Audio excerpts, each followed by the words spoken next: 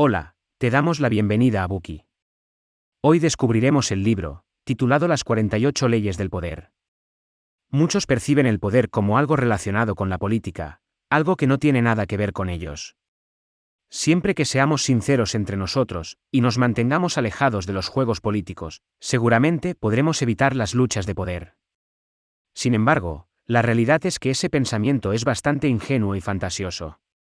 En una ocasión, Nicolás Maquiavelo, pensador político italiano, y autor de El Príncipe, dijo: cualquier hombre que intente ser bueno todo el tiempo, está destinado a estrellarse contra el gran número de personas, que no son buenas. En nuestra sociedad siempre hay un juego de poder, desde los grandes planes políticos hasta las múltiples luchas en nuestra vida cotidiana. Todos vivimos en un juego de poder, desempeñando un papel activo o pasivo, y ninguno puede evitarlo.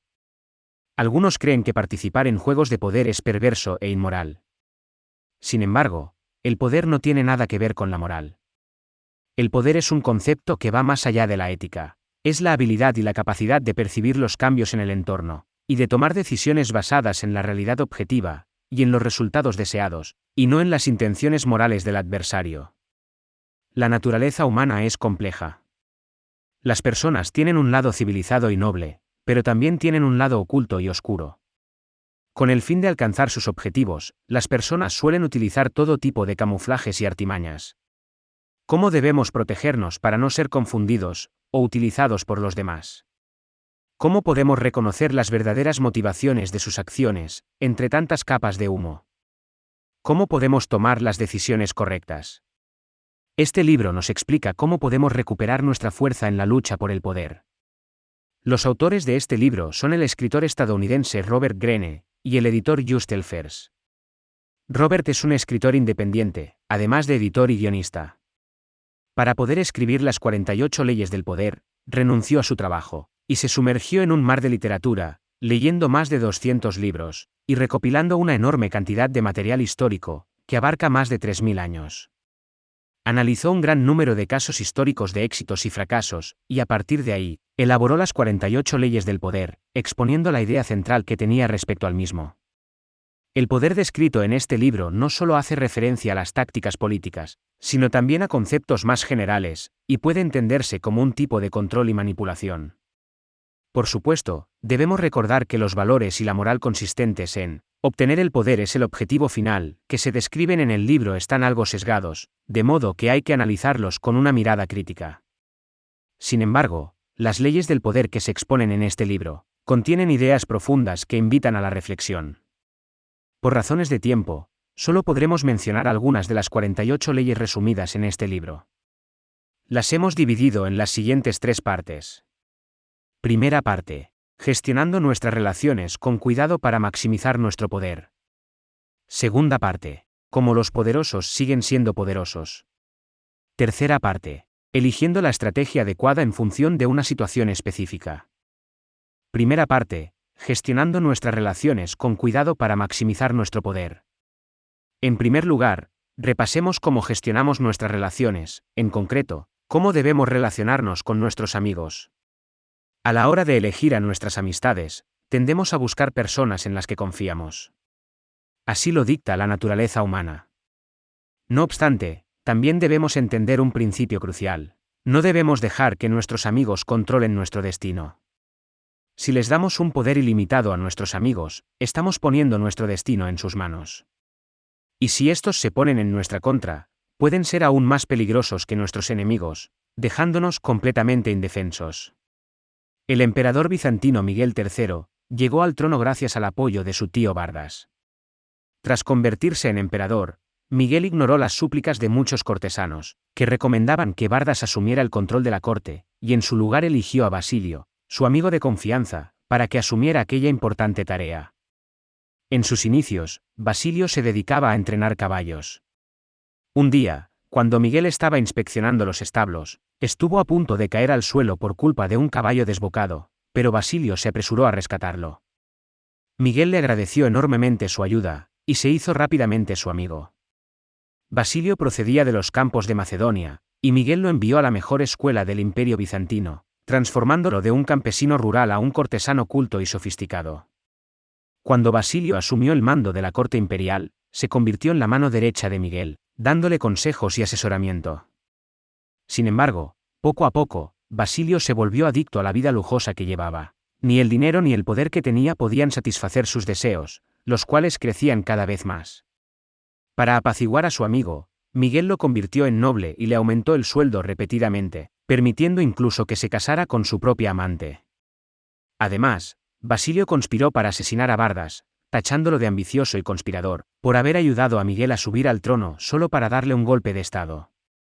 Al final, Miguel aceptó que Basilio matara a Bardas, y le permitió sustituirlo como comandante en jefe de las Fuerzas Armadas. Y así, el poder de Basilio se hizo cada vez más sólido. Más adelante, Miguel cayó en desgracia, y le pidió a Basilio que le devolviera parte de su dinero. Fue en ese momento que Basilio mostró su verdadera cara. No solo se negó a devolver el dinero, sino que fue insolente y grosero con él. Miguel finalmente se dio cuenta de que, al ceder a las indulgencias, y a las interminables exigencias de Basilio, había creado un monstruo, pero ya era demasiado tarde. Ahora Basilio era mucho más rico y poderoso que Miguel, y tenía numerosos aliados en el ejército y el Senado. Aunque Miguel hubiera querido recuperar su poder, no habría podido. Entonces, Basilio le cortó la cabeza a Miguel, y se apoderó del trono. Colgó la cabeza del que fue su amigo en la punta de su lanza, y la paseó por las calles bizantinas. Según Miguel, Basilio le debía todo, y por eso debía estarle agradecido, además de ser su amigo más cercano. Sin embargo, al darle constantemente poder a Basilio, estaba arriesgando su vida al confiar en la consciencia del mismo, y en la amistad entre ellos. En el momento en que Basilio lo traicionó, no había nada que pudiera hacer, estaba a su merced. Por lo tanto, darle a un amigo el poder de controlar nuestro destino es un error mortal. En una ocasión, el filósofo francés Voltaire dijo: «Señor, protégeme de mis amigos. Yo puedo ocuparme de mis enemigos». Cuando nuestra visión se ve nublada por la amistad, somos incapaces de ver con claridad lo que está en juego, y cuando elegimos ciegamente a nuestros aliados basándonos en la amistad, caemos en una trampa. Es comprensible que confiemos en nuestros amigos, pero cuando les damos demasiado poder, sobre la base de la confianza entre ambos, inclinamos la balanza, y perdemos la capacidad de controlar nuestro destino. Ahora que ya sabemos cómo debemos lidiar con nuestros amigos, analicemos el segundo punto: ¿cómo lidiar con nuestros enemigos? En una ocasión, Lincoln afirmó: «Destruimos a un enemigo cuando lo convertimos en un amigo». Por lo tanto, podemos enfrentarnos a nuestros enemigos convirtiéndolos en amigos. Los enemigos son una mina de oro, y debemos aprender a aprovechar su valor. A la hora de tomar decisiones en una posición de poder, no debemos basarnos en las relaciones, sino en la competencia de las personas, y en los beneficios que pueden aportarnos. Cuando nuestros enemigos tienen las aptitudes que necesitamos, debemos unir nuestras fuerzas, y tratar de maximizar los beneficios de forma conjunta. Cuando nos aliamos con nuestros enemigos, es posible que ganemos una lealtad y una fortaleza inesperadas. Si les demostramos buena voluntad a unos enemigos, que no esperan nada de nosotros, se sentirán inmensamente agradecidos por el más mínimo favor, y se esforzarán por demostrar su lealtad y su valor. En 1807, el ministro francés de Asuntos Exteriores, Talleyrand, creía que la política de expansión continua de Napoleón provocaría el colapso del imperio francés, así que comenzó a conspirar contra él. Rebelarse contra el emperador era extremadamente peligroso, de modo que Talleyrand necesitaba un aliado. Por ello, recurrió a su más poderoso enemigo, Joseph Fouché, jefe de la policía secreta francesa. Fouché y Talleyrand siempre habían mantenido una relación hostil, hasta el punto de que Fouché había mandado a asesinar a Talleyrand. No obstante, Talleyrand sabía que, para lograr su objetivo, debía elegir un socio en función del interés mutuo, y no de los sentimientos personales. Talleyrand había encontrado en Fouché lo que necesitaba, y a la hora de derrocar a Napoleón, la excelente política de Fouché sería sin duda una gran ventaja. Finalmente, Talleyrand y Fouché dejaron de lado sus diferencias, y unieron fuerzas. Su asociación tuvo un gran impacto, y a partir de entonces la oposición a Napoleón se hizo cada vez más fuerte. Entonces, en lo que respecta a los enemigos, ¿debemos convertirlos a todos en amigos? Por supuesto que no. De vez en cuando hay que conservar algunos enemigos, ya que estos pueden ayudarnos a forjar nuestro carácter, y hacernos más fuertes. Como dice el antiguo refrán chino, prospera en la calamidad y perece en la suavidad. Cuando no tenemos enemigos, dejamos de estar alerta, y nos volvemos perezosos y holgazanes. Sin embargo, cuando tenemos enemigos claros y concretos, tenemos que permanecer alerta, y dedicarles toda nuestra atención. Nuestra fuerza de voluntad y nuestro ingenio se ponen a prueba mediante la batalla frontal con nuestros enemigos, gracias a la cual nos volvemos más poderosos, al adquirir una valiosa experiencia y crecimiento.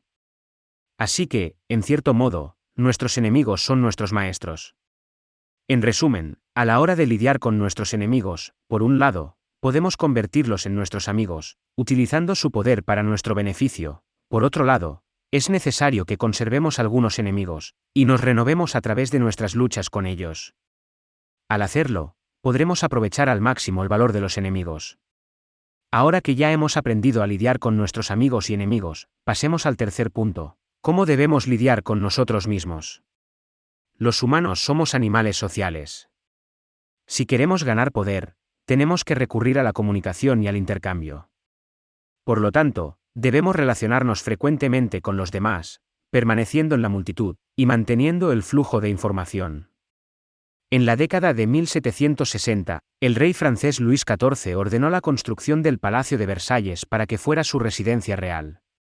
El palacio es impresionante, y es uno de los 5 palacios más grandes del mundo.